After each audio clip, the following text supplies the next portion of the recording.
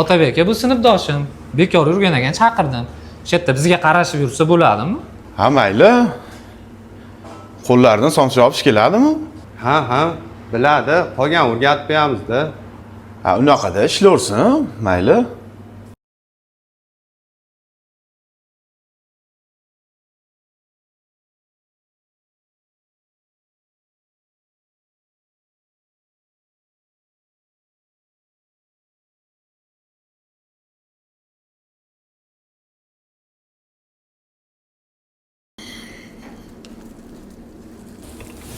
Hoji, Shohjahon ko'ndimay qoldi?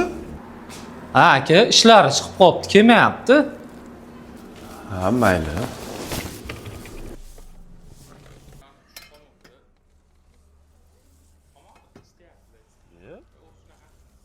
Shohjahonman u? Somsaxona ochyapti.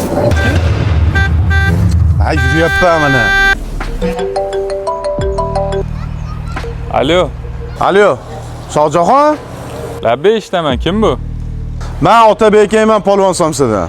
Shohjahon, sen insofing bormi? Bir hafta 10 kun yurib, metta ish turganib, ro'pparamga somsaxona ochib olganingni qara-ku.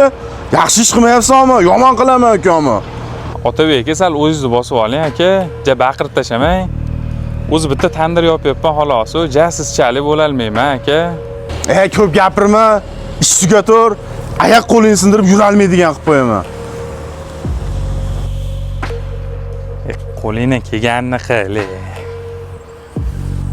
Ha, tinchlikmi? Nima bo'ldi? Ha, ustoz, hali Shohjahon degan bola ishlayverdi. Bir hafta 10 kun o'tdi. Ro'pparangga somsaxona ochyapti, asam buzib. Ish tugasan, hali oyoq qo'lini sindirib tandirning ichiga tiqib qo'yaman. Yo'q, hali Shohjahonni Ha. xatga ochyapti.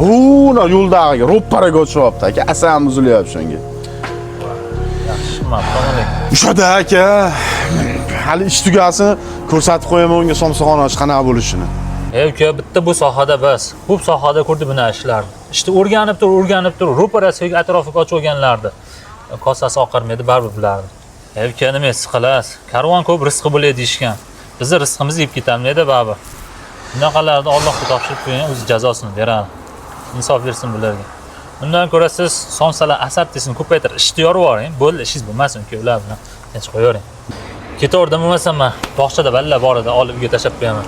Bo'ldi ustoz, rahmat. Charchamang. Hop. Siqilmang, Hop, bo'ldi, bo'ladi. O'ziga qo'yib bering uka.